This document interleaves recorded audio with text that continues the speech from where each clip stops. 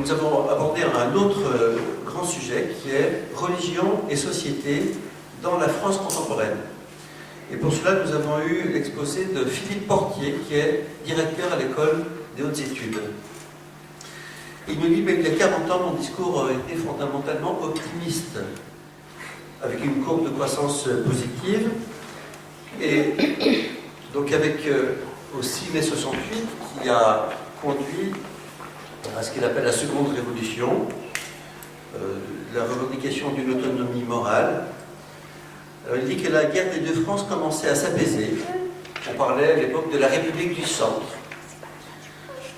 Et donc on n'est plus dans le même contexte, avec les fractures sociales, les fractures géographiques, avec effectivement ce grand écart qui se crée de plus en plus entre les zones urbaines et les zones rurales, avec les fractures générationnelles aussi.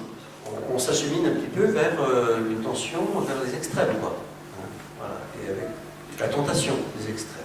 Il parle des mutations, 40 dernières années. D'abord, un nouveau régime de subjectivité. Il dit que la société française bascule en 1965 dans la conception du sujet.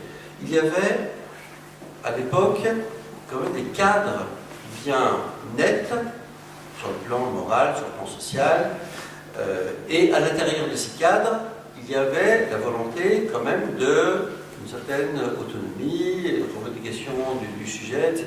Bon. De liberté, d'aspiration à la liberté. Mais à l'intérieur, de cadres bien clairs, notamment sur le plan moral et sur le plan social. Il y avait une homogénéité des normes et des croyances. Aussi bien sur le plan catholique, parce que voilà, la place de l'Église catholique, et puis les valeurs, mais aussi sur le plan républicain. Même les anticléricaux avaient leurs propres normes. Il y avait la morale catholique, il y avait la morale républicaine, mais c'était la morale. Tout le monde savait de quoi y retourner. Et tout le monde finalement était d'accord sur ce qu'il en était sur le plan de la morale. Et puis, il y avait l'idée de faire en sorte que tout soit contrôlé par la raison. Alors aujourd'hui, ça a passablement changé. Les deux mondes rivaux les laïcs et puis les cathos, bon, ces deux grands mondes se dissolvent eux-mêmes, avec le fait que chacun, désormais, construit ses propres repères, même dans l'Église finalement. Je crois finalement ce que je veux. Je ne fais pas plus trop, enfin au niveau chez les jeunes notamment, je fais plus référence à un catéchisme commun et partagé, mais je crois, je prends des petits bouts de croyances. Voilà. Donc c'est l'ère du subjectivisme, du pragmatisme. Chacun évacue ses propres choix à partir non de la conformité à la norme, mais par rapport aux conséquences pour l'épanouissement de chacun. Et regardez tout ce qui fleurit dans les librairies sur l'épanouissement personnel. Voilà. L'important, ce qui est vrai, c'est ce qui va contribuer au bonheur personnel. La société française manifeste des attentes diversifiées. Tout le monde ne reçoit pas de la même manière ces mutations.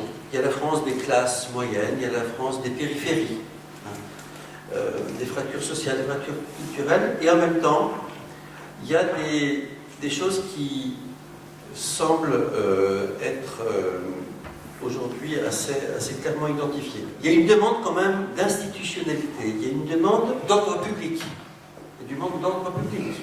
L'État doit maintenir l'ordre public. On parle de la famille quand même comme valeur clé. Même si la famille se désagrège, la famille est le dernier rempart. Elle est le lieu des dernières ou des premières solidarités. L'idée qu'elle se construit à partir de l'amour. Donc les normes s'affirment dans un cadre affectif, non plus dans un cadre objectif. La famille est choisie dans la diversité de ses formes. Et puis l'État-providence. Voilà, ça. Donc une demande quand même d'institutionnalité, mais aussi une tentation de fermeture. On le voit avec l'émergence de la question d'identité nationale, Et du coup, on va parler des valeurs de la République par rapport à ceux qui ne voudraient pas partager ces valeurs.